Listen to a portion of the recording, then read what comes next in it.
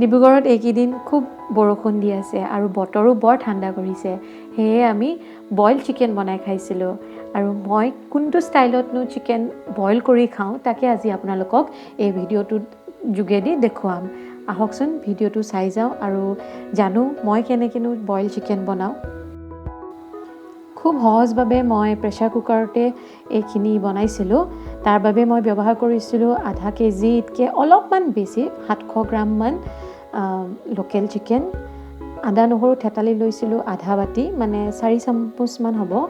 বিলাহী ডাঙৰ চাই এটা মিহি মিহিকৈ কাটি লৈছিলোঁ। পিঁয়াজ 2টা লৈছিলোঁ আৰু জালুক লৈছিলোঁ 1 চামুচ। জালুকৰ পৰিমাণটো আপোনালোকে কম বেছি কৰিব পাৰে।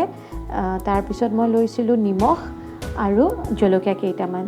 এই জলকীয়াকেইটা আমাৰ ঘৰৰে, নামটো কি নাজানো, কি বুলি কয় এই জলকীয়াকেইটা আপোনালোকে যদি জানে মোক কমেণ্টত জনাবচোন, কিন্তু বৰ সোৱাদ লাগে খাবলৈ।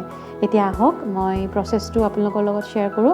মই প্ৰথমতে প্ৰেছাৰ কুকাৰত আধা বাতিমান পানী দি লওঁ, মানে যেনেকৈ আমি তেল দিওঁ তেনেকৈ মই পানী দি লওঁ। আৰু পানীখিনি যেতিয়া উতল আহে মই তাতে প্ৰথমতেই নিমখ দি লওঁ। এয়া মই 1 চামুচতকৈ অলপমান বেছি নিমখ ব্যৱহাৰ কৰিছোঁ, আপোনালোকে নিজৰ সোৱাদ অনুসৰি দিব। আৰু নিমখখিনি দিয়াৰ পিছত মই এই আদা নহৰু থেতালি লোৱাৰ পৰা 1 চামুচ দি লওঁ। আৰু তাৰপিছতেই মই মাংসখিনি ইয়াত দি লওঁ। মাংসখিনি দিয়াৰ পিছত অকণমান দেৰি মই মাংসখিনি যেনেদৰে আমি তেলত ফ্ৰাই কৰোঁ তেনেকৈ পানীখিনিতে খুব ভালদৰে এনেকৈ লৰাই থাকোঁ, মানে ভাজি থাকোঁ বুলিয়ে ক'ব পাৰে। আৰু তাৰপিছত মই পিঁয়াজখিনিও দি দিওঁ আৰু আকৌ খুব ভালদৰে পানীতে মাংসখিনি ভাজি থাকোঁ। মই যোনখিনি পানী দি লৈছিলোঁ সেইখিনি একেবাৰে শুকোৱালৈকে মই এনেকৈ ভাজি থাকিম। আৰু অলপ দেৰি পিছতে আপোনালোকে দেখা পাব যে মাংসয়ে নিজৰ পানী এৰিছে, সেইখিনিও পূৰা ভালদৰে আমি শুকাব দিম। এনেকৈ আপোনালোকে ভাজি থাকিব আৰু ঢাকনখন দি দিব, মানে একেবাৰে লগাই নিদিব, ওপৰত এনেই অলপ ঢাকনখন দি 4-5 ছেকেণ্ডমান থ'ব, আকৌ ভাজি থাকিব। এয়া চাওক, এতিয়া এইখিনি পানীও শুকালে আৰু অলপ দেৰি পিছতে আপোনালোকে দেখা পাব মাংসখিনিৰ পৰা অকণমান তেল বিৰিঙিছে। এতিয়া মাংসখিনিৰ পৰা অলপ তেল ওলাইছে। এতিয়া আমি ইয়াতে বিলাহীখিনি দি ল'ম। বিলাহীখিনি দিয়াৰ পিছতো আকৌ খুব ভালদৰে গোটেইখিনি ভাজি থাকিম। গেছটো কিন্তু মিডিয়াম টু ল'ত ৰাখিব, একদম হাই কৰি নাৰাখিব। প্ৰথমতে দিওঁতে অলপ হাই কৰি ল'ব, তাৰপিছত কিন্তু মিডিয়াম টু ল'ত ৰাখিব। এইখিনি খুব ভালদৰে ভাজাৰ পিছত আমি একেবাৰে যেতিয়া পানীটো দিম, মানে এইখিনি সিজিবলৈ, তাৰে আগত আমি আদা নহৰু বাকি থকাখিনি গোটেইখিনি দি দিম। আৰু এইখিনি একেবাৰে ভালদৰে এবাৰ মিক্স কৰি ল'ম। আৰু তাৰপিছত ইয়াতে মই মাংসখিনি সম্পূৰ্ণভাৱে ডুব যোৱাকৈ পানী দি দিম। যদি কোৱান্টিটি হিচাপে কওঁ আপোনালোকে 1 লিটাৰমান পানী দি দিব, মানে 700 গ্ৰাম চিকেনত 1 লিটাৰ পানী। আৰু এই পানীখিনি মই কুহুমীয়া গৰম পানী দিছোঁ।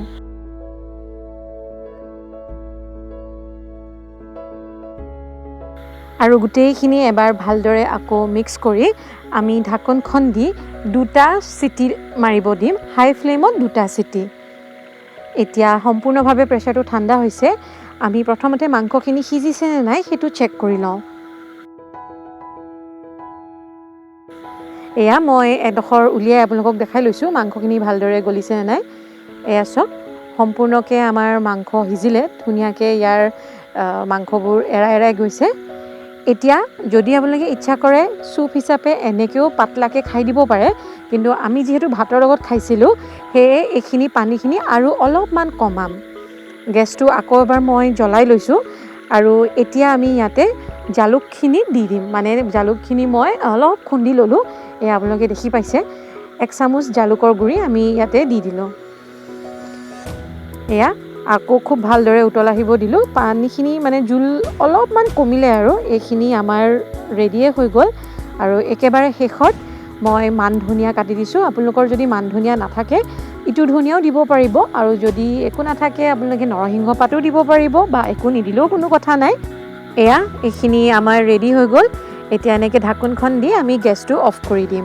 ঢাকোনখন দিয়াৰ পিছত এনেই 5 মিনিটমান অকণমান ৰাখিব। তাৰপিছত আমি ছাৰ্ভিং বাউলত উলিয়াই লৈছোঁ।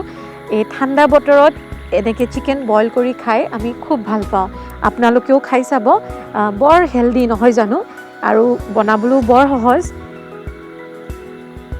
এয়া চব কি ধুনীয়া হৈছে আৰু খাবলৈ বহুতেই ভাল হৈছিল। অলপ এইখিনি মই উলিয়াই লৈছোঁ আৰু তাৰ ওপৰত অলপমান মান ধনিয়া এনেকৈ কাটি দিছোঁ।